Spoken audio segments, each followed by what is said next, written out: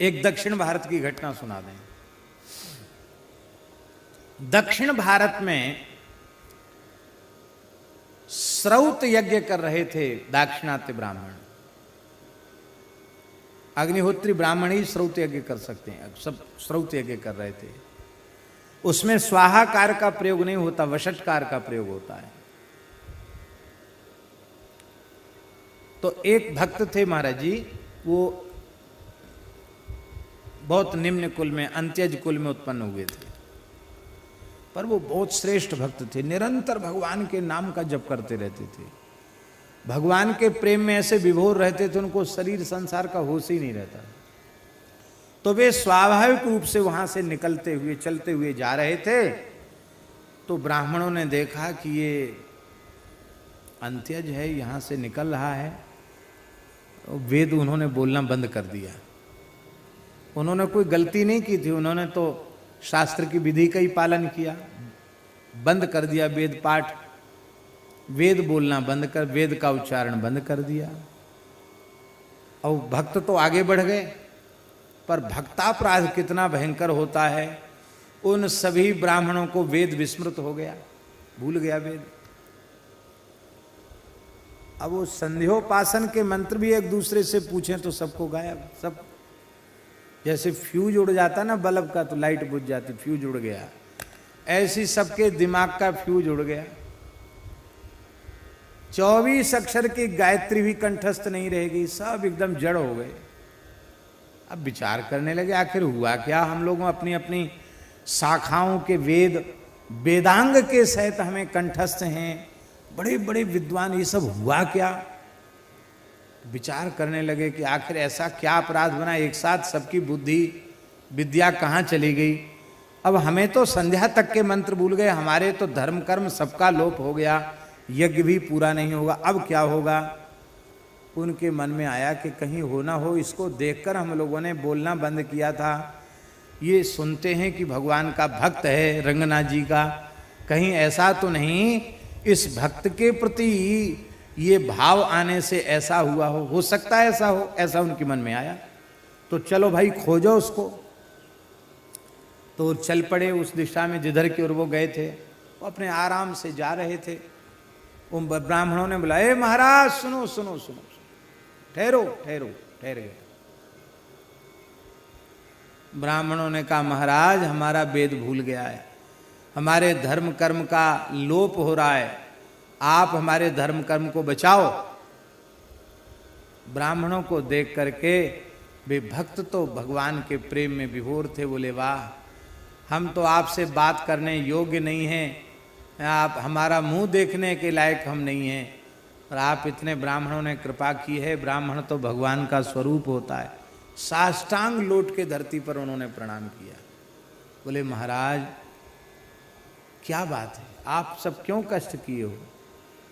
बोले, महाराज क्या बता मैं, हमारा सबका वेद भूल गया। तो हमने तो देखा तक नहीं कि यहाँ कुछ हो रहा है, कोई बैठा है, हम तो अपने मस्ती में चले गए, हमने नहीं देखा आप लोगों की ओर। पर यदि आप लोगों के मन में ऐसा आता है कि हमारे प्रति हीन बुद्धि करने से आपको वेद भूल गया है, तो हम भगवान से प्रार्थना करते हैं आप सबको वेद की पुनः स्मृति हो आवे। नहीं भाई, फिर भी। तब उन्होंने कहा कि भगवान के नाम की ऐसी महिमा है कि संपूर्ण वेद मेरे भीतर प्रकाशित हो रहे हैं, लेकिन शास्त्र की मर्यादा के कारण हम आपको उपदेश नहीं कर सकते, पर संकेत जरूर करेंगे। तो वो जो मंत्र आगे था ना, उस मंत्र के आरंभ में ब्रीही शब्द था। क्या शब्द था? ब्रीही। और ब्रीही माने होता है धान्य। तो धान के खेत की मेड़ पर वो खड़े थे, उन्होंने एक मुट्ठी ब्रीही उखाड़कर जैसी ब्राह्मणों को दिखाई, ब्राह्मणों को विस्मृत वेद की पुनः स्मृति हो आई, और वे वेद पाठ करते करते अपनी यज्ञशाला में लौट आए। ये है नाम की महिमा।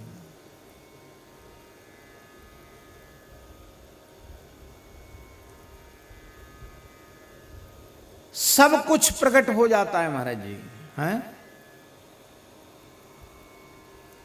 अकुलीन का कुल राम नाम है। देवहूति माता क्या कह रही है? अहो बतस्वप चोतो गरियान यज्जुह्वाग्रे वर्तते नाम तुभ्यम ते पुस्तपस्ते जुहुबुहु सस्नुरार्या ब्रह्मानुचुर्नाम गृणन्त्येते। वह चांडाल के कुल में जन्म लेने वाले भी श्रेष्ठ हैं, जिनके जिह्वा के अग्रभाग पर आपके पवित्र नाम का नृत्य होता रहता है। ते पुहु तपः, जिसने आपके नामों का कीर्तन कर लिया, भले ही वह नीच कुल में उत्पन्न हुआ है, उसकी कोई तपस्या बाकी नहीं, सारी तपस्या हो गई। जुहुबुहु, संपूर्ण यज्ञों में आहुति हो गई उसके द्वारा। सस्नु, चारों वे संपूर्ण तीर्थों में स्नान हो गया उसका। ब्रह्मान ऊचुहु, चारों वेदों का मूल पारायण उसके द्वारा संपन्न हो गया। किसके द्वारा? नाम गृणन्त्येते, जो आपके नाम का गृणन्ति माने कीर्तयन्ति, आपके नामों का कीर्तन करते हैं, उनका कोई भी शुभ कर्म बकाया नहीं है। राम जी के चरित्र में ही देख लीजिए महाराज जी, निषाद कोई कुलीन नहीं होता है। निषाद, सबरी, स्वपच, ये सब अकुलीन ही थे, लेकिन राम जी के नाम की महिमा से सब परम पवित्र हो गए। लोक वेद सब भांति ही नीचा, जासु छायल छुई ले सींचा, तेहि भरी अंक राम लघु भ्राता, मिलत पुलक परिपूरित गाता। भरत जी ने ऐसे निषाद राज को अपनी भुजाओं भर के हृदय से लगाया। और इतना ही नहीं, जब निषाद राज ने वशिष्ठ जी को दूर से ही दंडवत प्रणाम किया, तो राम सखा ऋषि बर बस भेंटा, जनु मही लुठत स्नेह समेटा। क्या बढ़िया उपमा है, जनु मही लुठत स्नेह समेटा। जैसे भूमि पर स्नेह लौट रहा हो, प्रेम लौट रहा हो, प्रेम की रास पड़ी हो और प्रेम को उठा लिया गया हो। क्यों? क्योंकि ये कितना भाग्यशाली है, रघुनाथ जी ने अपनी भुजाओं में भरकर इसको हृदय से लगाया है। तो वशिष्ठ से बड़ा कोई कुलीन नहीं और निषाद जैसा अकुलीन, पर वशिष्ठ जी ने भी उसको हृदय से लगा लिया। ये किसकी महिमा है? ये श्री राम नाम की महिमा है। ये कुलीन के भाग्य में भी जो सम्मान दुर्लभ है, वह सम्मान अकुलीन को मिल गया। ये है राम नाम, अकुलीन का कुल है। यही सम निपट नीच को नाही, बड़ वशिष्ठ सम को जगमाए। लेकिन आज वह धन्य हो गया। शबरी जी, अधम जाति में जड़मति नारी भारी, जातिहीन अघ जन्म इत्यादि प्रकार से। पर ऐसी सबरी के यहाँ भगवान स्वयं चल करके गए। ऋषि स्थान बिसराए, ऋषियों के यहाँ पहले नहीं गए, पहले सबरी के यहाँ गए। सबरी के आतिथ्य को भगवान ने स्वीकार किया, और स्वीकार ही नहीं किया, सबरी की चरण रज से अशुद्ध सरोवर के जल को शुद्ध करा के भक्ता सबरी की महिमा को सर्वोच्च रूप में प्रस्तुत किया, प्रमाणित किया। जैमिनी अश्वमेध पर्व में वर्णन है महाभारत के। स्वपच कुल में उत्पन्न वाल्मीकि नाम के भक्त, उनके भोजन करने से धर्मराज युधिष्ठिर का यज्ञ पूर्ण हुआ। ये है अकुलीन का भी कुल है श्री राम नाम। कुल अकुलीन को सुनियो है वेद साखी है, वेद साखी है।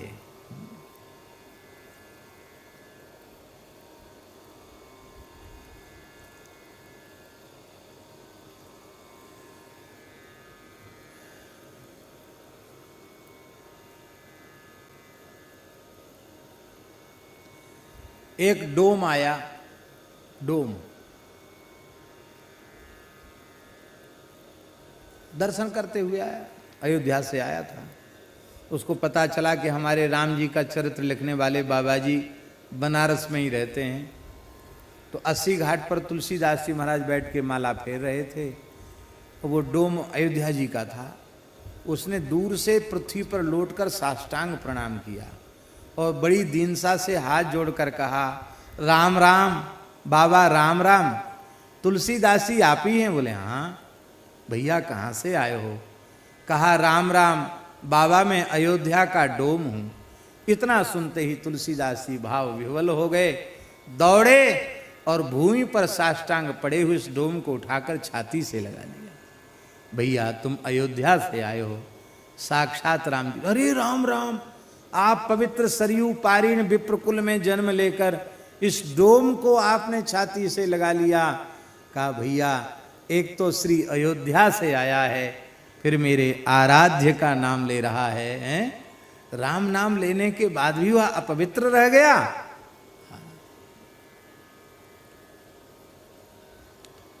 हम लोग खेड़ापा धाम में थे।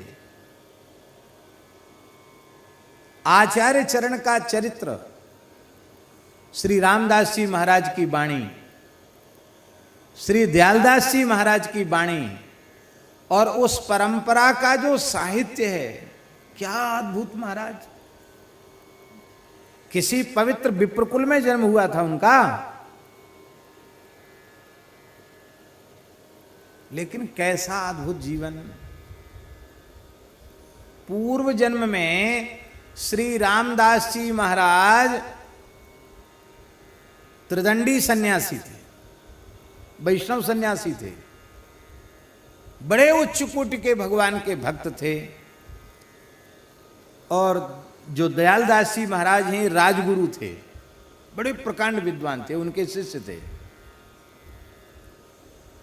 एक निम्न कुल के व्यक्ति की पूजा गुरु जी ने स्वीकार कर ली, तो उनको अच्छा नहीं लगा। बोले महाराज आपने इस अंत्यज की सेवा को, पूजा को स्वीकार कर लिया।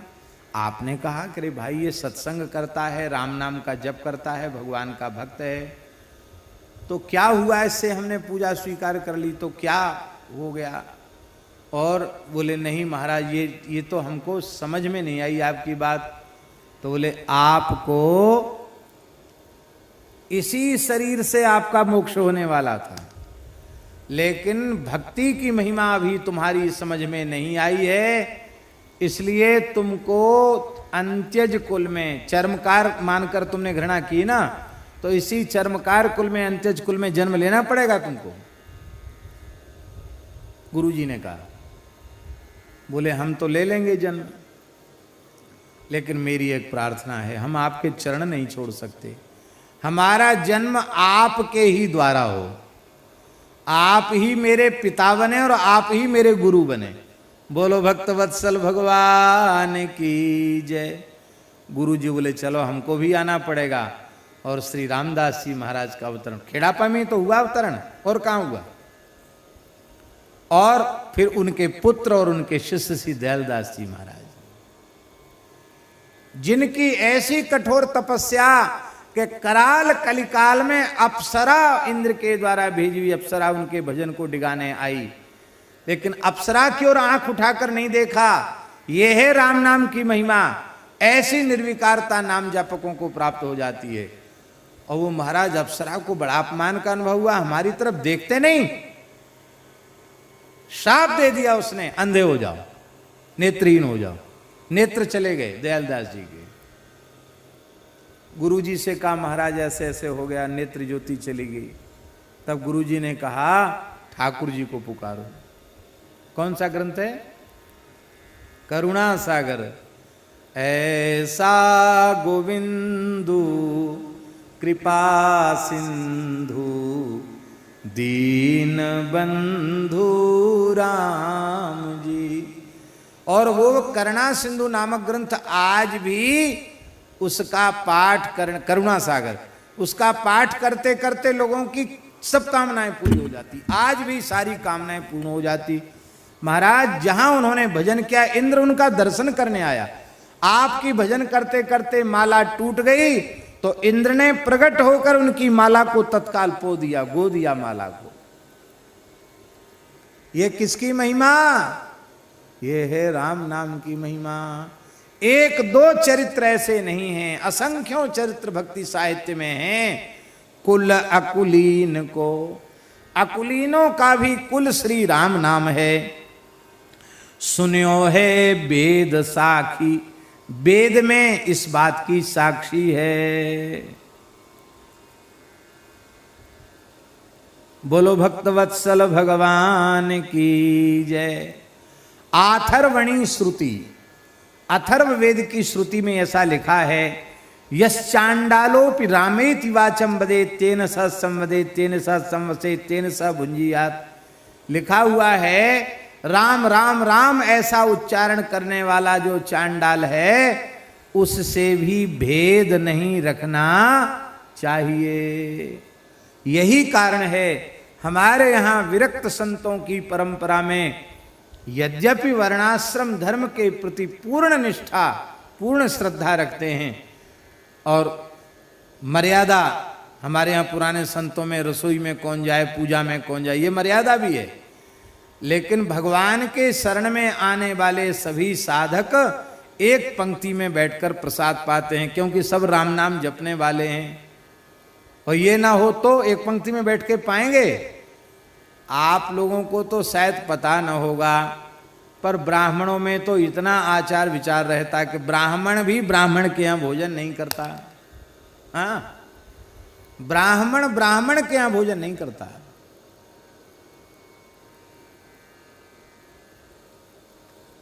हमारे महाराज जी, भक्तमाली जी महाराज सुनाते थे कि कान कुब्जों की बारात जाती थी तो उसमें पंगत नहीं कराई जाती थी। क्यों? पंगत में किसी का छुआ खाते ही नहीं। तब क्या होता था?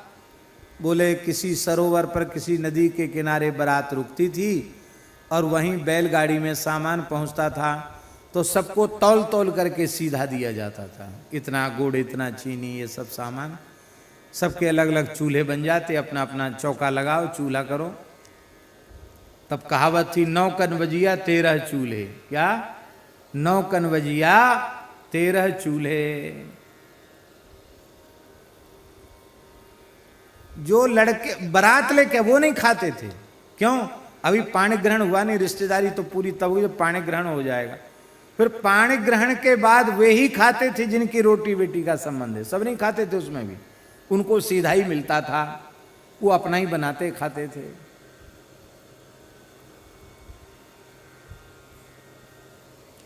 हमारे पूज्य गुरुदेव भक्तमाली जी के पूज्य पिताजी पंडित श्री लक्ष्मण प्रसाद जी त्रिपाठी, उनको पता चला, महाराज जी का तो कोई संपर्क संबंध था नहीं,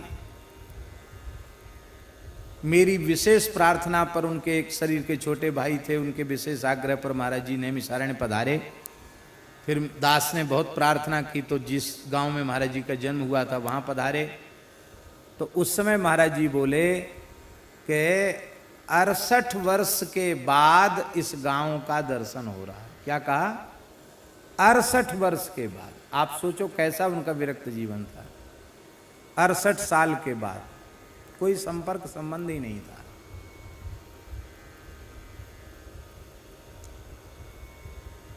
तो पता चला तो वह हनुमानगढ़ी, बाद में उनको पता चला कि कहाँ रहते हैं, तो गोवर्धन लक्ष्मण मंदिर पहुंचे।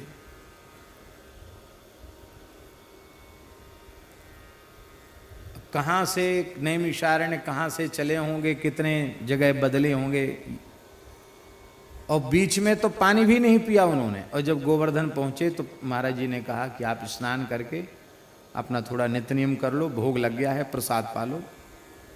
तो स्नान किया, सारा नित्य नियम किया। बोले आप लोग खाओ, हम तो नहीं खाएंगे। क्यों?